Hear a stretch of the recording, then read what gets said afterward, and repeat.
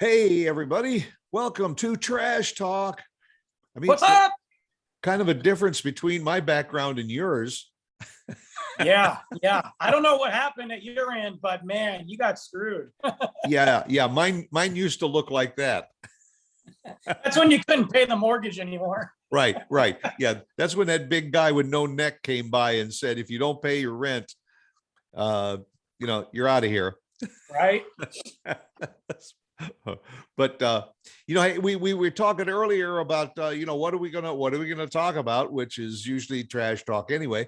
And I said, were we going to live where we're at right now for the rest of our lives, or are we gonna leave and move? And if we move, where are you gonna move? You're gonna Yeah. go higher elevation, lower elevation, get down by the shore, go in the mountains? So obvious. I think I might know your answer based on the background.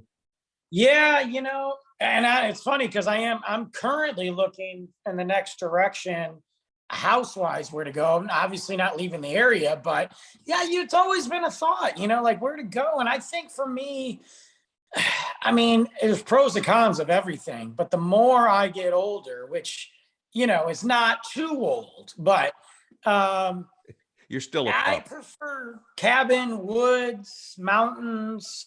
I mean, ultimately, I think if I could leave now, I would go to an area in Colorado. I know they've had some rough times.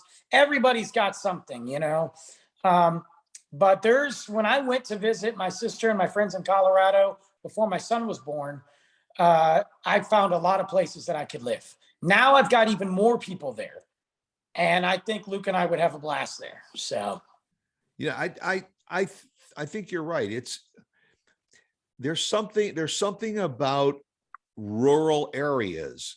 Well, especially, you and I were both raised in metropolises. You in the Detroit area, me in the Chicago area, and all. And you think back about traffic and trying to get from one place to another, and you say to yourself, I'd really like to live in a town that's maybe a 100,000 people or less. yeah, uh, sure. and as you get older, you kind of revert back to wanting to do that.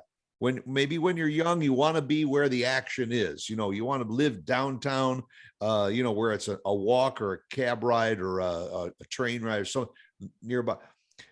I mean, I'm with you, man. I am so ready for quiet. I live on a busy street. I don't want to hear, dual mufflers on the back of pickup trucks going by my house every day. Next house, if I get another house, believe me, the first thing I'm going to say to the realtor is it's got to be on a cul-de-sac. I don't Right. want Yeah. to live on a through street. Yeah, that makes sense. You brought up the city, and I've always been a city guy. And I feel that when I go to the city still, I still feel that energy, that excitement. But Sure. I don't, and I love it. I love it, but I think with the kid, I don't want to be in the city. I want to be close, maybe to the city, or let's go back to Colorado, for example. So the city of Boulder, beautiful city. Got a buddy out there. What's up, Byron? That's the area that I would live in because, again, you got them. You can look at the mountain literally. It is kind of a college town, but then you go outside of that main area, and it's all just nice little houses. Walk down the street, nature, and I'm 25 minutes, 30 minutes or less from Denver. So that's a beautiful area for me Right. too, where I Yeah. can kind of encapsulate both of those worlds. Well, also you're an outdoors guy, so to go out into wooded areas and running on trails or biking on trails, uh, so much better than going in loops around some track or whatever in the city. And Agreed. I think the draw for the city again is to be able to live someplace and walk, not have to worry about a vehicle. My That's sister, it.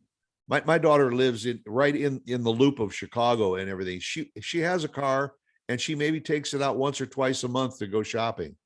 But other than that, she walks everywhere. She takes, public transportation. And it's also easy for us to say when we go back, oh man, the thrill of being in the city again, but to be there 365 days a year after so many years, you kind of say to yourself, nah, been there and done that. And then, Yeah.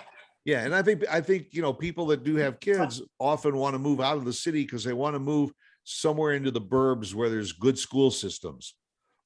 And That's the biggest thing too. A lot of the school systems, I'm not bashing them in the city, but they're just not on the same level. They're just right, not. right. But I agree. I mean, I would want to get someplace more remote. Look, if you like to fish, you want to be somewhere near a lake. If you just like hiking, you want to be somewhere where there's hills and mountains. Uh, and as you get to retirement age, you say to yourself, where do I want to be? Look, I moved here from Texas, from the Florida Keys. I mean, almost the Yeah. complete opposite of what we got here. I was surrounded by water. I used to go kayaking. I used to go biking a lot. Used to go out for dinner and get really good fresh fish. Now I moved to Texas and it's all brisket and tacos and beer and Yeah, I know. You moved to Texas and now you got, 13 Applebee's in a mile, and it's freaking right. ridiculous. Yeah, I know. Especially where we live. I mean, in our area, it's not to say there's not good food, but you're not getting good seafood here. I don't care what anybody says. Yeah. And Lauren's answer to move into a place like behind you is, oh man, but what happens if you get sick? The nearest hospital maybe 20, 30 miles away, and the CVS and the grocery stores. And so what? So you go less often. We have a tendency to get in our cars in the city and you run over there just for 2 or 3 items, burn a gallon of gas just to go out and get a couple of things. When you live more remotely, you plan your trip to stock up for a few weeks.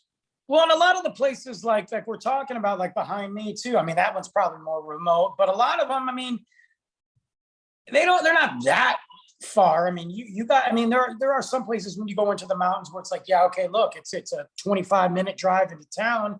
Yeah, you got, Jack and Jill's gas station, but that's it, But then you budget better, you plan better. You can't do that for when you're sick, but no offense, if you get sick now, right, like where we are, and I'm talking like something where you got to go to the hospital, it might take you that long just to get there anyway with traffic. That's true. So, or where we are now, once you get there, you might sit for an hour or two before you even see the doctor. I mean, look, we are the city of 15,000 remote ERs, but the bottom line is half of them send you to the hospital anyway, and you got to wait in the waiting room. So Yeah. I know the point is, but for me, nah, because then look what we're sacrificing. We're sacrificing all this, the water, the mountains, things like that, for convenience. And it's really not convenience. I gotta be real with you. The more I drive around where I live and you live in that area, the more I get annoyed. I love that there's stuff, but it's there, but 80% of it is just stuff. It's nothing we need. It's just pointless banks and ERs and CVSs and nothing cool, It's, I don't know. It's we took a ride out into the country a week or so ago and went to a small town that actually has a 4-way stop in the middle of the town and no lights. nice. No lights. And I mean, the town is probably about a block and a half or maybe 2 blocks maximum in all 4 directions. Where'd you go? Crum. Oh yeah. Crum, yeah. Crum, Texas, which I guess their claim to fame is that they have a Family Dollar and a dollar store, both in the same town. They're probably busy too. Yeah, it's a small town. I mean, like everywhere else, there's these subdivisions that are starting to pop up around the area. But I'll tell you what, the high school had the most magnificent football field, Of course it did. with the press box and everything. I mean, it's out in the middle of no place, but boy, do they value their football out there. Well, that's like, and I know Prosper's blown up, but that's like Prosper. Have you seen their football stadium? You Prosper High School? Yeah, Yeah, it's like a college campus. right. It's sponsored by the Children's Medical Hospital. Like I thought my high school was awesome because it was called the Jungle. We were the Lions, and we were the only Lions that won in Michigan. And we came out to our theme song was "Welcome to the Jungle," so we all came out to Guns N' Roses, and I thought it was epic. I go to Prosper High School's football game, and I'm looking around like, am I in a college? Like, this makes Yeah. my high school look like crap. Yeah. And you have to park a mile and a half away and walk to get to the stadium. Yeah, it's nuts. But I haven't been to Crum. I just know where it is. So Yeah. But and I mean, there's most places in the country where if you live in a big city, and I'll just get in the car and drive an hour and a half away, and don't take the highway, don't take the super highway, take what they call the old road. Here in Texas, between Dallas and Houston, you can get there by means of a super highway, or you can take what they call the hill country. And that's the old road going back, 50, 100 years. That was the way that people would get from north to south in the state of Texas. And boy, you just go through some of those rolling hills, and you put the window down, you smell the fresh air. oh yeah, I love it. You stop at Buc-ee's on the way. Yeah, that's the one thing we didn't do when we went to Fort Worth the other day. We drove by Buc-ee's, but we didn't stop. And I don't know how Luke didn't notice it, because normally he'll be like, "Dad, there's Buc-ee's," but he didn't notice it. So thank God. But yeah, that's it. You drive out in the middle of nowhere, boom, all of a sudden Buc-ee. It's part of the exploring and getting away, and It's part of I the don't know. landscape. Yes, thank you. There it is. What about the water though? Like, I mean, you came from water. I came from water, in the Great Lakes and all that. You did too, I guess, ocean and Great Lakes. But now we're in Texas. Now, I will say, since I've gone exploring in Texas, I've seen some cool lakes. Does not compare to Michigan. Everybody just realize that. Right. Would you go back and live on a big body of water, or would you just is water even a thing for you anymore? No, I would love to live. I would love to live on a lake. I mean, not necessarily. Well, I can't say that because I've been to a lot of the shoreline along Lake Michigan, and there's just some beautiful places where you just sit on your patio and just look out over the lake. But my preference would probably be on a smaller lake, even a small stream or a river or a brook or something in your backyard that just for the noise aspect of it. But I guess you mentioned Colorado, and all. We went on a trip to Gatlinburg, Tennessee, up in the Smokies once. Sure. I fell in love with that area. I would go back to the Smoky Mountains in a heartbeat, and I'll just to have a log cabin like behind you, and I'll just have your coffee out in the morning and have your a nice drink or something before dinner in the evening. Listen to birds. Look at wildlife. I mean, you forget what that stuff's all about and how soothing and calming it can be. There's nothing like it, like when we've gone camping, like in a tent, but let's just say when we've gone to one of the cabins, and I get out in the morning and there's just that dew on on everything, and you're sitting there on the chair, you got your coffee. It's not cold, but you can see the smoke coming up from your coffee, and you're looking out and the birds are that's a different level of relaxation. That's a moment of peace that you don't get on a daily basis. Or you put a log in a fireplace. I'm talking about a real log in a real fireplace, not something where you push a button and it starts. That's called Frisco fireplaces. That's what that is. That's how and I have a gas fireplace, and the logs are made out of clay, so it makes it look like a real fireplace. I watch the home improvement shows, and the one thing I can't quite figure out is an electric fireplace. I Those are mean, strange. it's a screen that has, and somehow they put a little heating element in it so that you can get a little heat from it. But an My electric dad's fire, got well, he's got a real fireplace too upstairs, yeah, but in the basement, his new entertainment center, because he's retired now, so he's probably getting bored. So he's trying to figure out what to do. Although he just recovered from COVID, so he's probably not bored. But in the basement, he's got this new entertainment center for the TV and his video games, and there's a electric fireplace on the entertainment center, and it's what you're talking about. yeah. I mean, I get it for the basement. Obviously, you're not putting some logs down there, but I don't know, man. Yeah. And if you want it to smell like a pine forest, you take out a little bottle and you, psh, psh, psh, psh, you spray the pine scent in it to make it.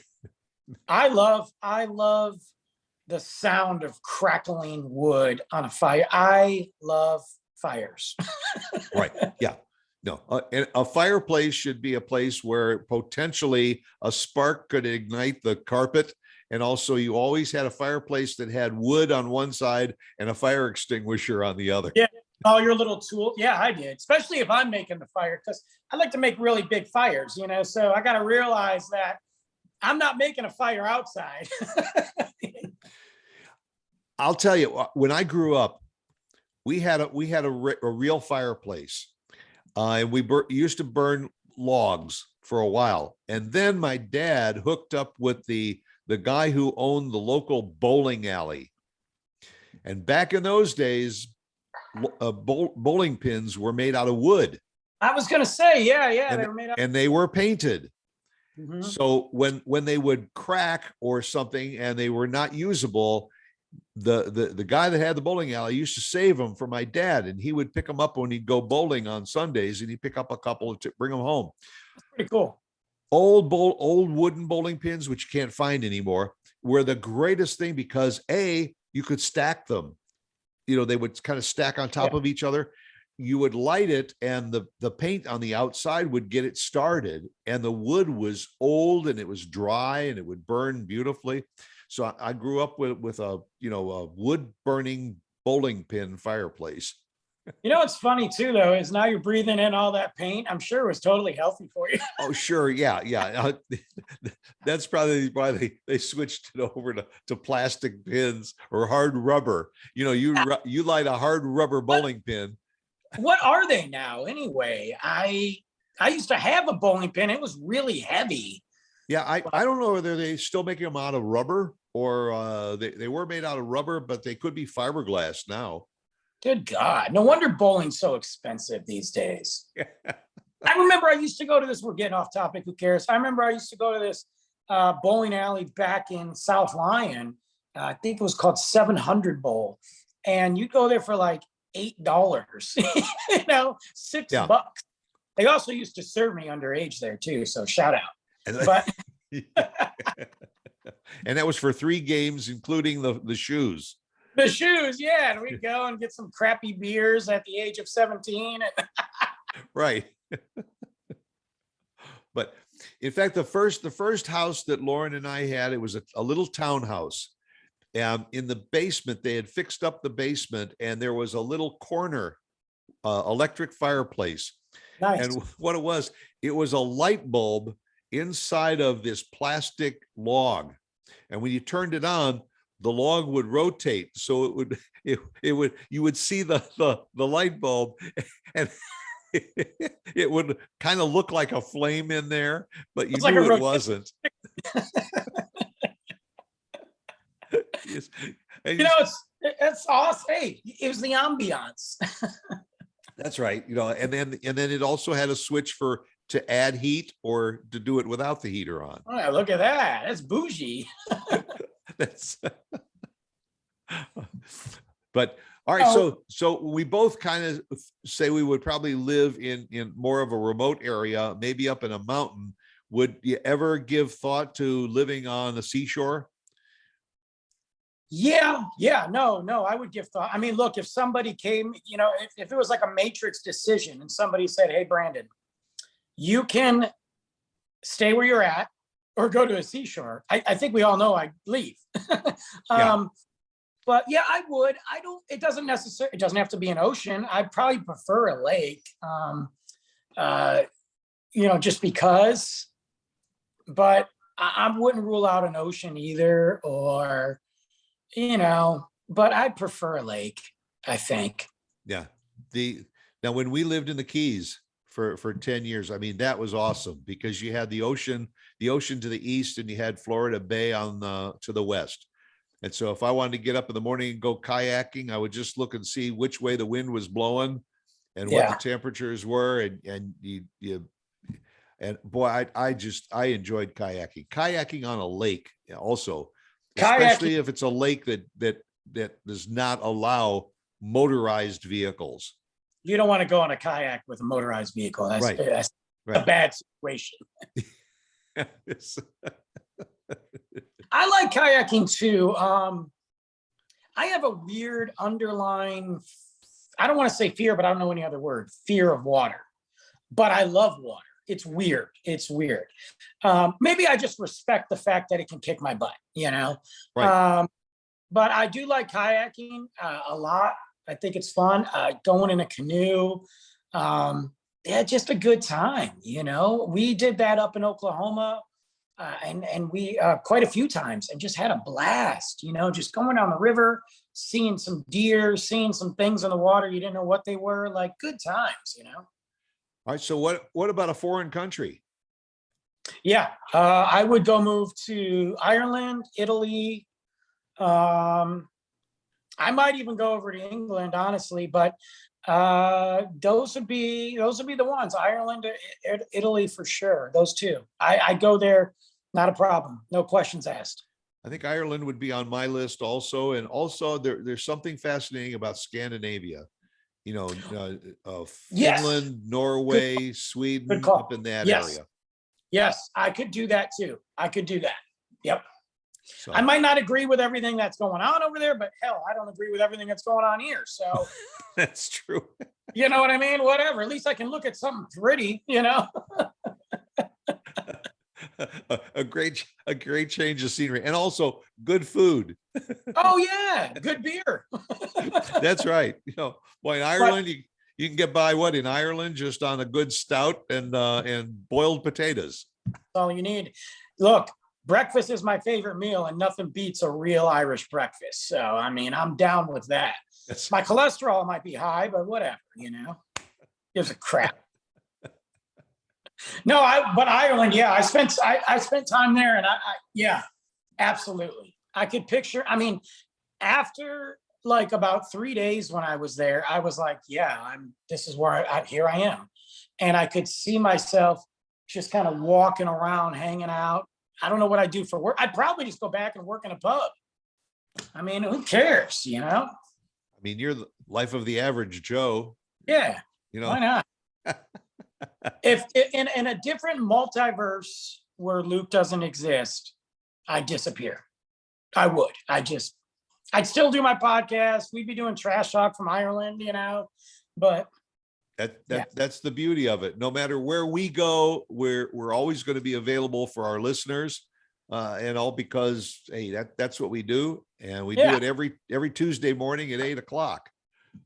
Yes, we do. Don't forget to join us every Tuesday. Hey, I got to give a shout out too before we wrap this up here. Big shout out to the Wilson King podcast. Awesome. Thank you for having me on. Had a great time, and thank you for being on too. Thank you for listening. Yeah, and you always get the t-shirts, and I get nothing. I got a bag of stuff that I forget to give you. I know you still got a bag of stuff, including a bottle of pickle beer, and that could take a whole show in itself just to talk about that. And guess what? There's been more added to the bag because I got more swag in. I just keep adding stuff. Better bring the big car with the big trunk. So big car. Coming. All right. Bob, make it a good one to come back and join us again next Tuesday morning, 8 a.m. right here for Trash Talk. Bye.